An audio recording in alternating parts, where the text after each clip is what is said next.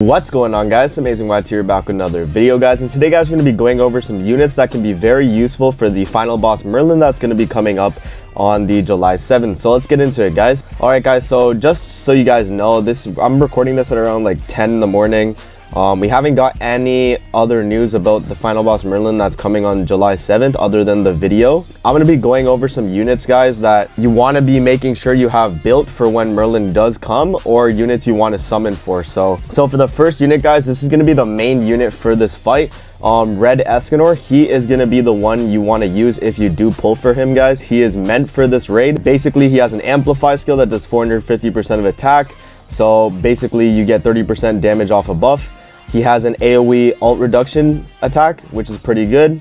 And then he has his passive where it gives him HP related stats by 50% for 3 turns. Escanor is going to be the main damage dealer for the fight, guys. There are going to be alternatives for if you don't pull for Escanor, because this fight is doable without Red Escanor, guys. You don't need to have Red Escanor to be able to complete this fight. So I'm going to be showing you guys some other characters that are very viable for this fight. So the next character we're going to go over, guys, is going to be Red Arthur. So Red Arthur on global, a lot of people have Red Arthur built. So he's going to be a really good unit for this. So Arthur has an attack that inflicts 360% of attack and disables recovery skills for 2 turns, which is a pretty good skill. And then his second skill, which is the most important one, is it removes debuffs from all allies and increases basic stats by 30% and grants debuff immunity for 3 turns. So this gold Royal Sword card is going to be very useful in that fight, especially when you're using it in conjunction with Red Escanor, because he gets the amplify bonus. But Red Arthur is going to be a mandatory for the fight, guys. If you want to get a good score, he's going to be there to help give you guys the debuff immunity so you don't get debuffed by Merlin,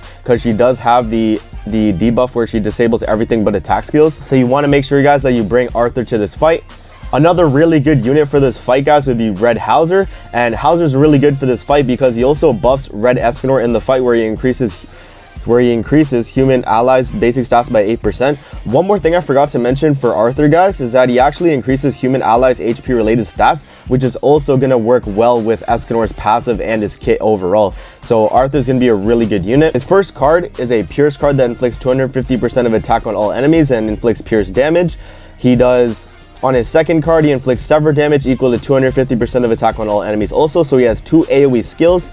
And then his ultimate, he decreases skill ranks and depletes the ultimate move gauge by the number of skill ranks decreased. And at max, he can do 600% with a combined attack. So Hauser is going to be very viable in this fight, because in the fight, you want to be killing the minions or the ads or whatever that Merlin has on the side. So you want to make sure you kill them first before you can damage her, as she has a ton of health. So Hauser is going to be really beneficial for doing AoE damage that's really good. So ultimates aren't really going to be that important for this fight, guys. So I didn't really go over Escanor's ult, but it's basically the same as Green Escanor. And for Arthur's ult, it inflicts sever damage equal to 560% of attack on one enemy and can scale to 840. All right, guys, so the next unit you guys are going to want to be using is going to be Red Gowther. So honestly, if you guys want to make the most optimal team, you want to run Red Gowther, Red Arthur, and Red Escanor on your team if you want to have the most optimal team. Obviously, not everyone's going to have Red Escanor.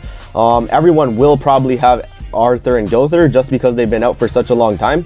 And if anything, you could just sub Hauser in instead of Escanor and you'd still probably do really well. But we're going to go over Gowther real quick, guys. Basically, you guys know what Gowther does. He disables attack skills for 2 turns and does 180% of attack on all enemies.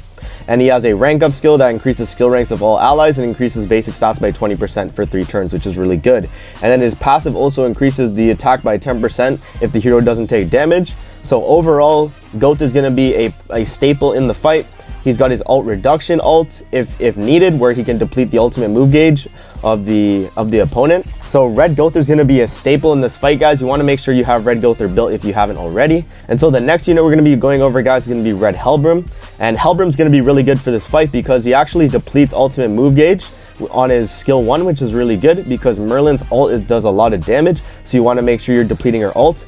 And then for his second skill, he has a Petrify, which will be ineffective, but it still does a decent chunk of damage. So the 250% and the 450% are a lot of damage from He'Ll Broom. And He'Ll Broom also increases basic stats by 5% per surviving ally. So at the start of the turn, or right when you load into the fight, you're going to be having 20% basic stats on He'Ll Broom, which is really good. So he's going to be doing really well in the fight. He does have a really low CC, but you can like mitigate that by giving him a ton of cosmetics. But other than that, he should be fine for the fight. The next unit we have as a backline unit, guys, is going to be Red Elizabeth.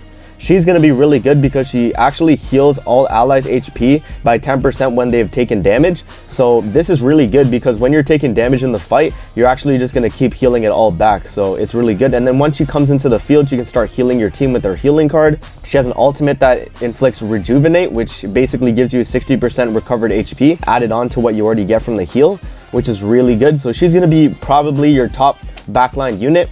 Another backline unit we have here is Red Jericho, guys. So she's going to be here just to give you the attack related stats. So it increases strength attribute allies attack related stats by 10%, which is going to help a ton for with Escanor, Arthur, Gowther, and Hauser. She also has a Rupture skill, guys, which inflicts 450% of attack on one enemy, and Merlin is going to have a few buffs on her, so having Rupture is going to do double damage on her, which is really good. Her ultimate isn't anything special. It's just 455% of attack on one enemy and bleeds, so 683 with max ult. So she's kind of here just to give you that support for damage, guys. If you want to be rushing, clearing it as fast as possible, you probably want to use Red Jericho in the back.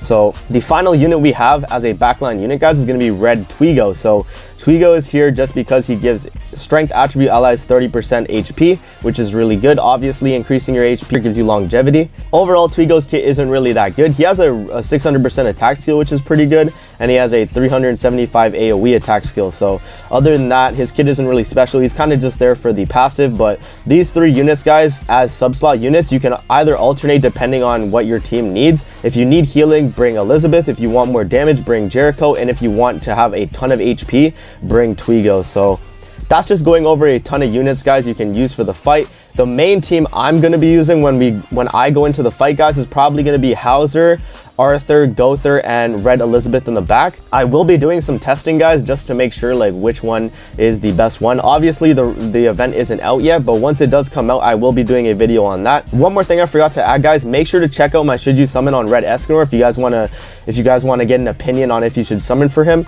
and check out my info video on the 7 Deadly Sins final boss Merlin. So hope you guys enjoyed. Don't forget to like, comment, subscribe as always, guys, and I'll see you guys in the next video. Peace out, guys.